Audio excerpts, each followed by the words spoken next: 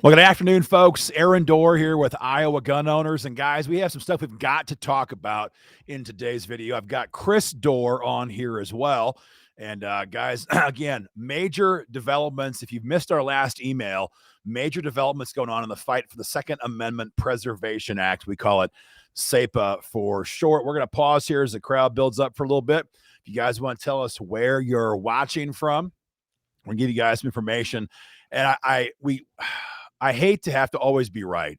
And we hate to have to always be the ones who have to come back and say, you know what? They're probably trying to screw us. But you know what? The fact of the matter is that that's very, very often the case when it comes to major consequential gun bills. And frankly, folks, just to be clear on this, having passed constitutional carry now, and stand your ground law and all the peripheral bills in the 4 years or 5 years that came in between there, what we're trying to do right now with SAPA is perhaps the most consequential gun bill in the history of Iowa politics. And we know it's going to be a major fight because we're the ones that got this done last session in Missouri after we passed constitutional carry in Iowa. So again, we're discussing the Second Amendment Preservation Act. And as you guys all heard in our previous video update, we just got this passed. This is Senate File 2002, passed in the Senate Judiciary Sub-Committee late last week. And that's the good news. That's fantastic. It's record speed. And Chris, that was today is the 26th. So that was just that was the 21st. And to have a bill of this size through subcommittee, you worked in the Senate chamber for years. I've never seen a bill move that fast. So far. Yeah, especially for something so controversial as this, it's definitely fast tracked through that subcommittee. But we have been adding so many new Iowa Gun Owners members and supporters on here for the last couple of months, and especially in the last couple of weeks. I think it's probably going to be a good idea to explain to people what SAPA is for just a moment. Quite simply, it basically uses the tried and true anti-commandeering doctrine that's been upheld by the Supreme Court for over 250 or for over 200 years. And it simply says, you know what? The federal government can pass whatever bullcrap they want to.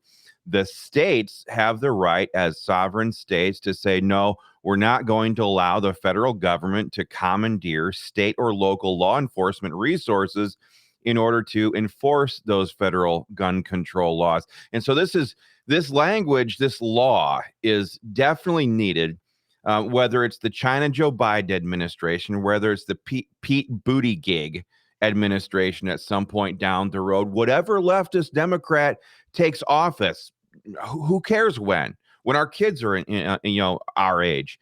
We need this law in place because we know the left, we know the Democrats, we know Bloomberg, we know these people will never stop trying to push this stuff. So that's what the bill does. It's fast tracked now through the subcommittee process. And so where do we go from here, Aaron?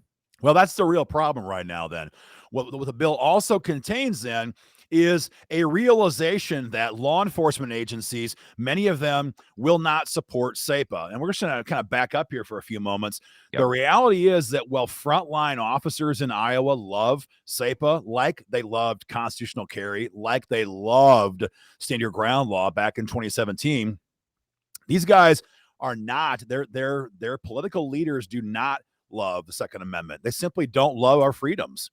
The ISSDA, the Police Chiefs Association, they fought us for 13 years on constitutional carry. They fought us for years on stand your ground law. We had Dana Wingert, Des Moines PD Chief Wingert, come to the Capitol and testify against this bill and lobby against this bill. This is being stand your ground law for years. And so now it's no big surprise that, well, the frontline officers love SAPA. They're political appointed handlers. These are political appointees, folks. Yeah. They're very almost never elected sheriffs. It's almost always the appointed police chiefs in your Iowa cities, your Des Moines, your Waterloos, your Quads.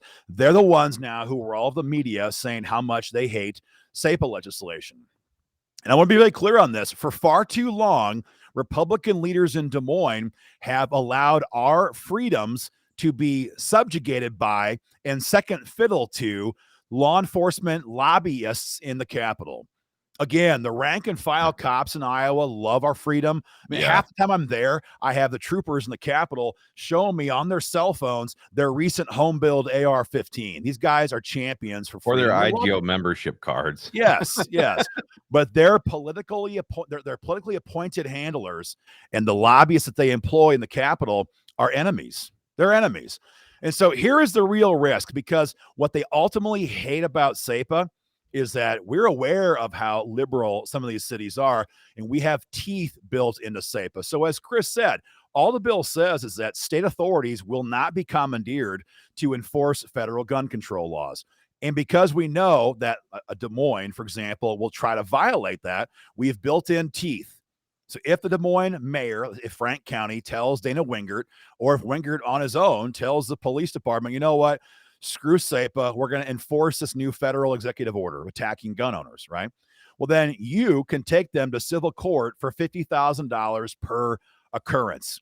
It is that teeth that we've built into SAPA that makes it the best law in the country, the one we passed in Missouri, and it makes our language right now in Iowa, SF 2002, the best gun law that we could ever possibly hope to pass here in Des Moines. And that is exactly the risk that we have here today, because now today we're officially hearing that Republicans in the Senate are very open to compromises with law enforcement on this issue. And Chris, if that happens, there's one area they're going to go for, and that is those civil penalties. Yeah, and those civil penalties are exactly what make this bill robust and powerful and strong at defending people's gun rights. I mean, if you look around the nation, for the last 10 years, the threats at the state level gun control bills, well, a lot of those things have been shut down, especially in states where there's groups like Iowa gun owners, Ohio gun owners, where I work. The state level gun rights groups have been slaughtering those gun control bills right and left. It's been like a bloodbath. But in where we are right now, with federal gun control being the thing that would most likely affect people in states like Iowa, it's simply ridiculous that they would sit here and pander to these political law enforcement entities in order to get the bill passed. This is 2022. The 2022 midterms, by any estimation, are going to be an annihilation of the radical left, a total annihilation of the radical left. In other words, there's no reason electorally for people, for Republicans, for conservatives, for anybody running for office to even entertain the idea of pandering to these radical leftists in these political law enforcement groups like the ISSDA, Susan Cameron, and losers like this. No, none at all. We have complete control in both chambers right now. Yeah. And there's zero, and it's not even close. And frankly, with the members of IGO, it's not going to be close for a hell of a long time. Right. Everyone knows that. I mean, and everybody knows that 2016 IGO members were the reason why the Republicans got freaking control of the Iowa Senate anyway. Mike Gronstall, Tom Courtney, all 6 Democrats. Yeah, I mean, you could go through the list. Sodders, all of them. Yeah, that's why they have these Republican majorities. So for them to even entertain the left, these people who did not help get their majority, it's just ridiculous. It's a slap in the face of gun owners. So if they do this, though, and if they take out the teeth out of SAPA, it'd be like taking constitutional carry, from last year. I'm trying to think of a good corollary. It's like constitutional carry, except every time you're stopped by a cop, you have to show them a certificate saying that I'm constitutionally carrying. And it undoes the entirety of the bill. If we take out the teeth of SAPA, we haven't passed SAPA. And that's a very big threat, because we're seeing it happen all across the country. We saw that in Texas. They passed what they called SAPA last year. Of course, there is no corollary to Iowa gun owners in Texas. There never has been. Maybe there will be at some point. But because there is nothing like that, they could pass that garbage in Texas last year. And what the Texas law says is that if there's a violation of SAPA, the AG has to investigate. If he concurs, it goes to the governor. If he concurs, he may take action to negate this. This is the same thing here. If we take the teeth out of SAPA, it's going to effectively kill the entire bill. And everyone in the state capitol what knows that already.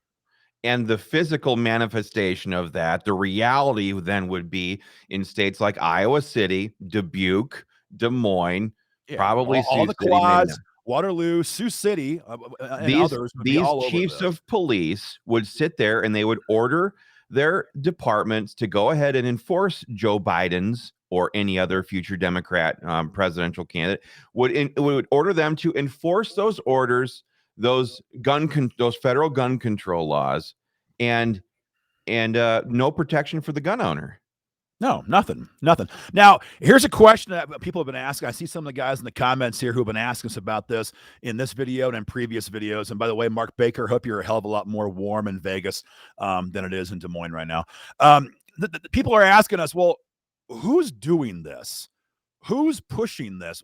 Who is, besides law enforcement, who on the lobbyist side is trying to do this? And folks, I'm going to give you the answer because that's what we do. We give answers around here. The answer is that this is coming from the Iowa Firearms Coalition. And we have heard this now from all of the everybody we've talked to in the state capitol so far has said that this is coming from the Iowa Firearms Coalition. Now, I want to be clear on this, right?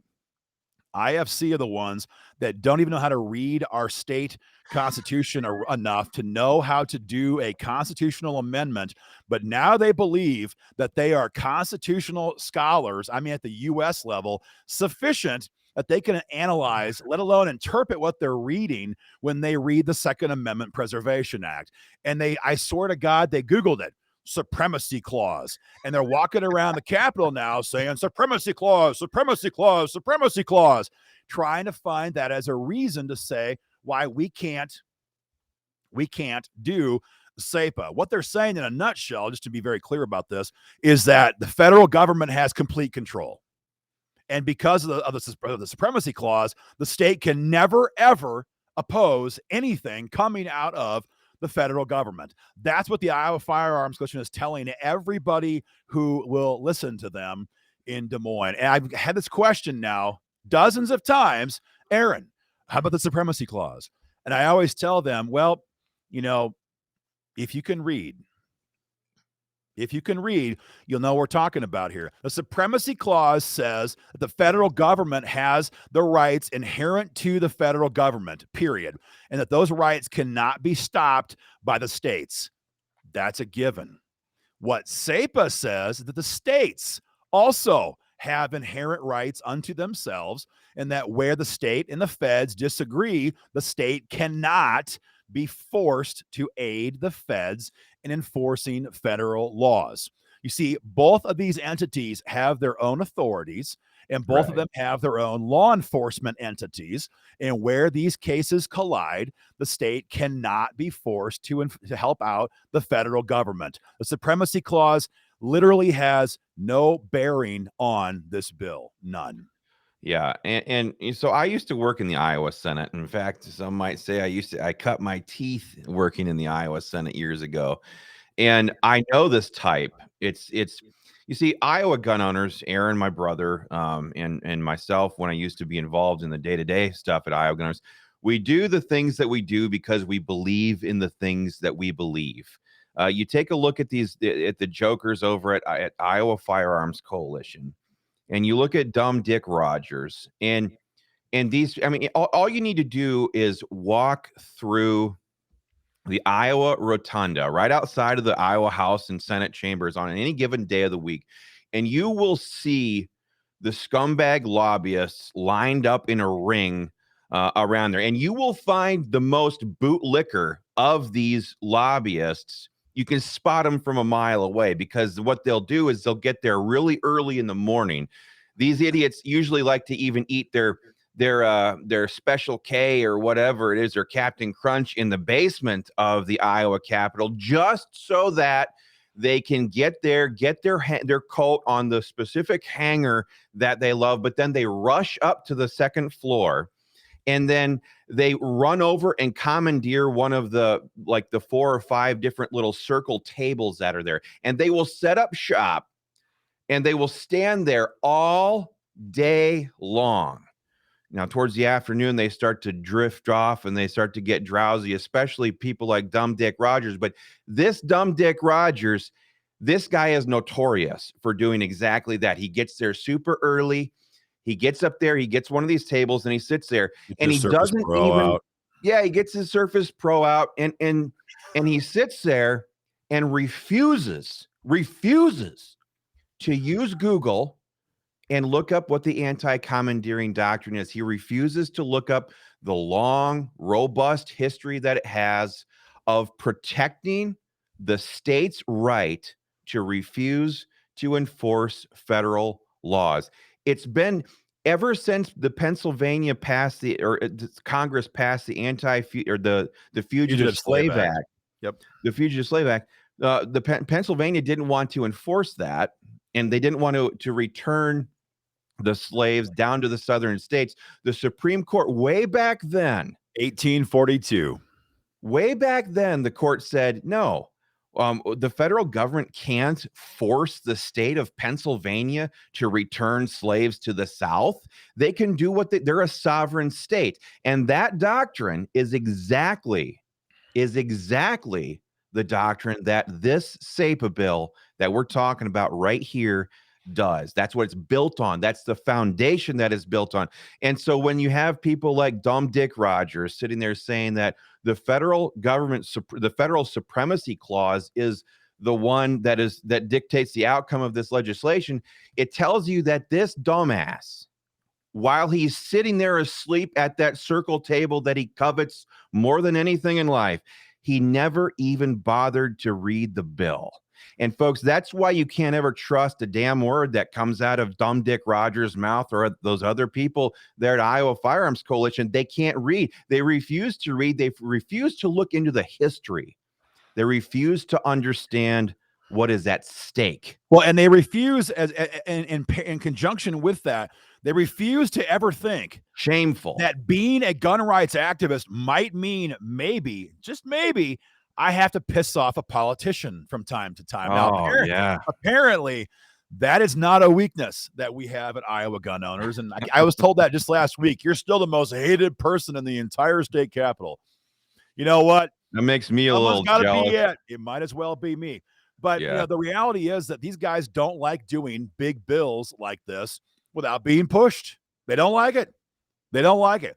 And a lot of them have this idea that, well, we did enough for gun owners. We did constitutional carry. Well, first of all, that fight went on for about 10 years more than it. Well, certainly since the Senate chamber flipped in 2016, they should have had constitutional carry done in 2017 at an absolute minimum. That's number one. And number two is that you can't bash the Democrats too bad because remember, it's Mike Gronstall that passed shall issue in the state of Iowa. Exactly. And then, and number two is that was yesterday's news, baby. We have Joe Biden in the White House now. We have executive orders coming at us from him now. I don't care how addled-brained he is. I don't care how feeble he is. I don't care how dumb he is. We all know he's not running the White House. His handlers can write up an executive order, and they have. And the first two are supposed to be effective as early as next month, and we need SAPA now. That's why in Missouri, they did SAPA last year. Immediately, because they knew we have a madman in the White House, and folks, he's going to be there for the next 3 years, presumably.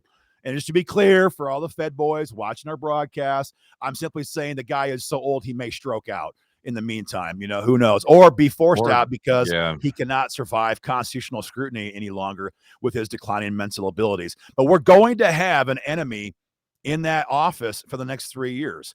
And as he loses control of Congress in the midterms, which I'm sure he's going to do, but whether it's one chamber or both chambers, we're going to see more and more demented executive orders coming out of the dark recesses of his handlers' minds.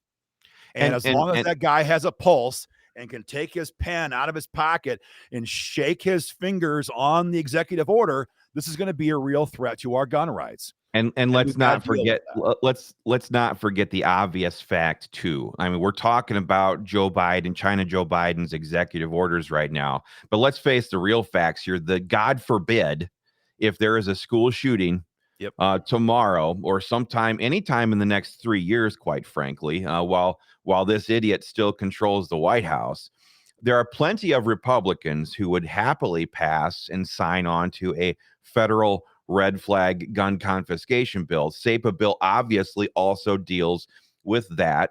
That deals with assault weapons bans. It deals with all of the things that we face at the federal level. So we don't even need to worry just about his executive orders. We need to worry about Republicans like Joni Ernst, who is introducing VAWA, the Violence Against Women Act, gun control law. It's got nothing to do with anything else. Just like all these federal bills, they title it to sound like something it's not, i.e., the Patriot Act. And we definitely have to worry about Republicans, rhinos like Rob Portman, Pat Toomey, Lindsey Graham, Marco Rubio, Rick Scott, all of them. Yeah, exactly. Marco Rubio is the sponsor for federal red flag gun confiscation. So it's this bill is needed 10 years ago, and it's going to be needed even more so 10 years from now. Yeah. And, again, having, once we passed constitutional carry last session in Des Moines and we jumped down into Missouri with the Missouri Firearms Coalition and finished that fight down there, once that happened, it pulled back the curtain on a whole lot of issues that the states can actually assert themselves into via the 10th Amendment. And, these are not dry documents. On the contrary, if you look down at what's going on in Missouri right now today, and you see this complete separation between federal and state law enforcement in Missouri, sure, the St. Louis's and the Kansas Cities and the Columbias are all complaining because they lost a lot of free manpower from state authorities, but all of the rest of the rank and file cops in Missouri are like, man, this is great. I can enforce Missouri law. I'm not a pawn or an appendage of the federal government. And now that we did SAPA on guns, now you have other organizations, pro-lifers, looking at advancing pro-life politics via the 10th Amendment and citizen accountability via that civil fine. You have immigration organizations looking at the exact same thing. You have mask mandates. Exactly. The mask issue, same thing. Looking at where we have other organizations who are looking at ways to separate from the federal government, and then where the feds try to force locals to assist, you have the civil penalties built into it. So this issue is not just about guns, and it's not just for Iowa. This is a freedom issue, and you're seeing Republican governors now, for the first time in perhaps my entire lifetime, realizing they're all reading the DeSantis playbook, let's be honest, right? And they're looking at Ron DeSantis saying, and they're seeing Kim too. They're seeing Governor Reynolds doing a fantastic job in the last year and a half. And they're saying, you know what? If we can do this on guns, we can do it on a whole bunch of things. And folks, this is why SAPA is the most consequential bill this year, certainly, and perhaps of IGO's entire history, because what this will mean for our children and for our grandchildren it's impossible to quantify it sitting here today. Yeah. And let's not ever forget the fact that the reason why President Donald J. Trump couldn't sign an executive order and then have all of the illegal aliens that have already poured into this country and have them all deported is because they were all in cities where they had invoked this exact same 10th Amendment, and they had created these sanctuary cities where these people couldn't be deported from. The left did this exact same thing to President Trump, and they got away with it because under the Constitution, it's legal. And I hate having to say that, but it's true.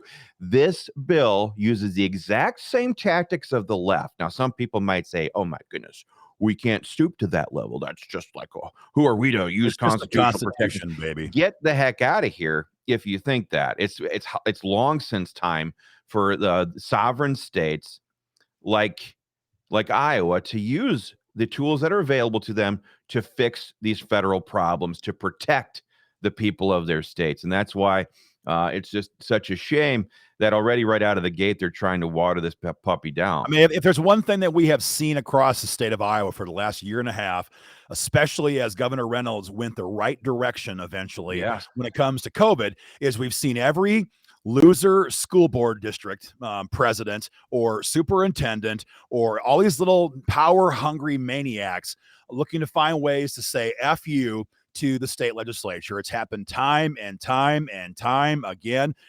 All these new lawsuits, new federal lawsuits, state lawsuits. So we know whatever else happens, we know that if we pass SAPA in a gutted format, if we pass SAPA without the teeth that we have in the bill right now, that absolutely nothing good will come of that, because all these states and all these cities, excuse me, will simply just steamroll right over SAPA law, and the legislative intent won't count for a damn thing if there's no teeth built into this bill. We obviously know that we need to have teeth in here, because these mayors, they won't even pause to order their department heads to violate SAPA law and to enforce any federal gun control laws or EOs that Biden can pass. So, folks, that's where things stand right now. We have good momentum on the Senate side thus far. We have Representative Jeff Shipley filing the House companion bill on this as early as Thursday this week. So we have great bills moving, but we have backstabbing friends right now working against this bill. So talk to your state rep, talk to your state senator, and tell them, I want SAPA to pass, and I want it to pass in a clean format. Don't try and play us for fools. If you guys take this bill and you water it down, it will be worse for you. And this is my personal message to the legislature, as well as what you guys should tell your own lawmakers. It will be worse for you politically if you take SAPA and you grift on this most important bill perhaps of our lifetime when it comes to gun rights, and you try to water it down and pass a cheap hoard out substitute. It'll be worse for you politically if you simply killed the bill in committee and refuse to take any action on it. So, folks, take action, make your phone calls. The link is below the video right here. Talk to your lawmakers and tell them, I want SAPA and I want it clean. Much more to come, guys. Stay safe and stay warm. Take care.